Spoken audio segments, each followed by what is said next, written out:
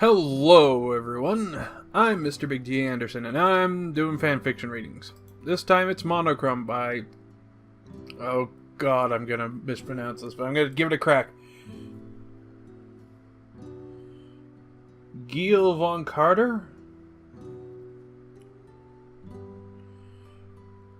It's either Guille von Carter or Guille von Cartier.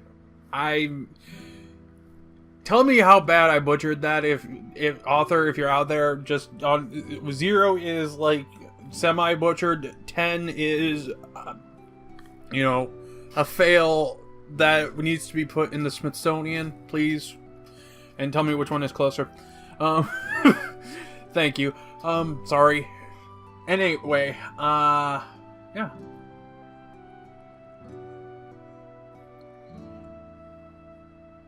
Say do it. Oh yeah, nerve damage. It's fun. Nerve damage shots to the head. It's never good combination on your medical history. Anyway, we are doing Monochrome by... how long has Audacity been up? I've already said it. Good. Anyway, I'm Schmucky Duck reading this. And French is not my language. So, yeah. I butchered this already, I'm sure. I can look at that and go, yeah, that happens. Anyway, FF9, Amaranth Freya, okay. Freya's my favorite character from FF9. Freya and Amaranth are really both my favorites. But Freya now more so. Because I just like now how she's built as a character. Amaranth just... Freya kind of just takes the edge now. So, anyway, let's begin before I go off on a tangent. Oh yeah, artist links down below, and fanfiction links. Wow, my intros have all been all over the place this month. I'm sorry. Usually I'm more professional. Links down below. You know the drill. If you like it, go over there. If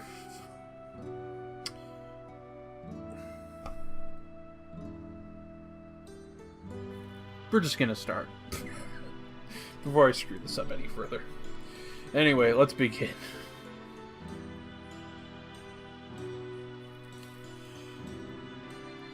The rain is washing her out. It is something that Amaranth supposes he had noticed early on in his visit, but the realization, the real, true certainty of it, takes days of observation, standing in the shadows, watching as she tackles piles of missives and rebuilding work before it strikes him fully. Freya Crescent has stayed too long in the rain, and it is washing her out. He stays for almost a month, though he can't say why. Before the war, he'd never visited Burmecia.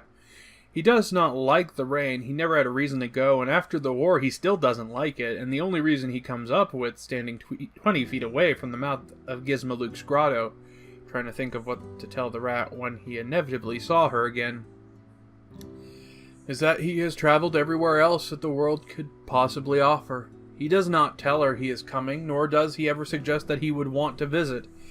And so she is surprised when he arrives sopping wet at the gates. She is busy, she tells him, and he could have been more courteous by warning her, to which he snorts, "Pah, courtesy." But the visit is welcome enough. They are old comrades, friends, and she has missed everyone. There is no inn. He stays with her and Fratley, who still does not remember. The arrangement irritates him only slightly, as he goes out of his way to not talk to the man anyway. Amaranth is not one to feign courtesy.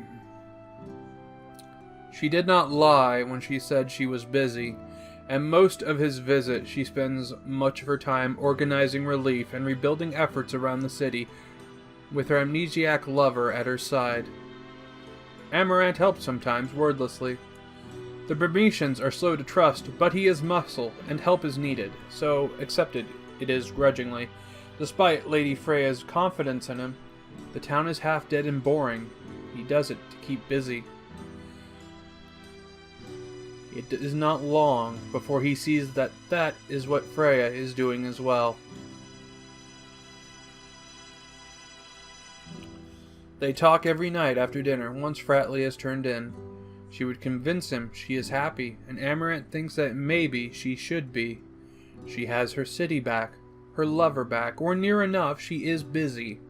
She is almost always tired.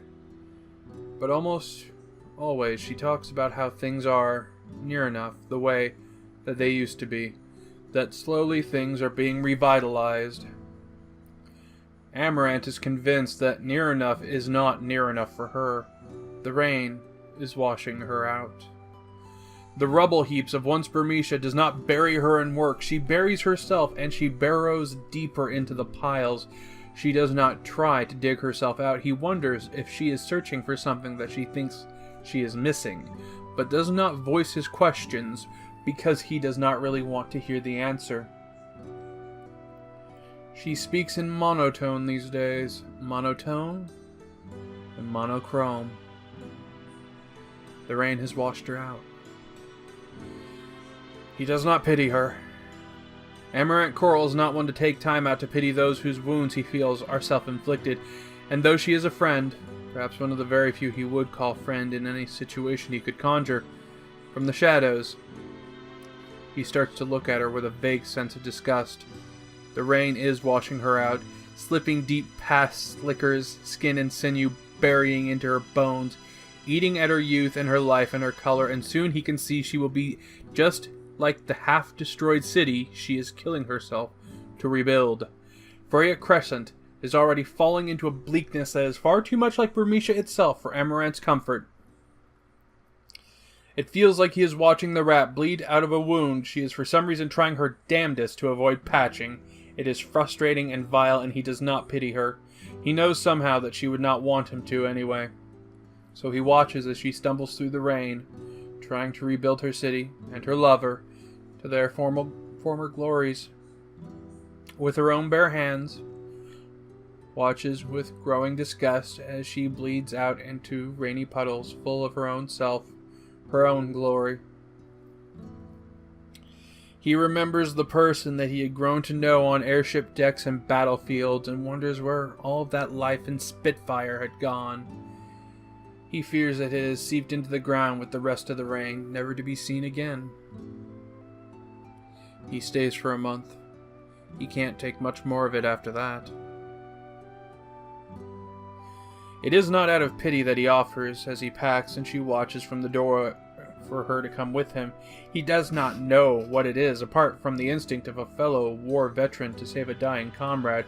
Because she is dying. He knows this. He says so right there. When she doesn't answer, he knows it is because she knows it too. She knows it and knows that she cannot bullshit him because he wouldn't let her if she tried.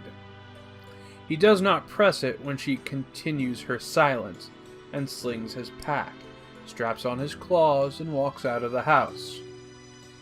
People make their own choices. Amaranth will save a dying comrade, but he will not stop a suicide. He leaves Burmecia telling himself this, repeats it over and over as he approaches the gate, and passes out of it under the gaze of suspicious guards, without so much as the sound of her footsteps padding after him. He tells himself this, pressing on to ignore the sudden flare of anger and something almost like regret prickling in his stomach. He wonders if he will see her again. He leaves her in the rain.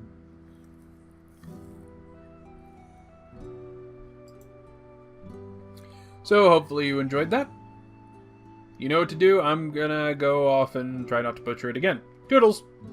Hey guys, it's me. So I actually did some research and I found that the author actually did an art piece on this one. So to actually better encapsulate, I'm actually going to put that up. That is what you see. I have put the link to both the fanfiction as well as the DeviantArt page of the creator. Please go support them any way you see fit. Enjoy.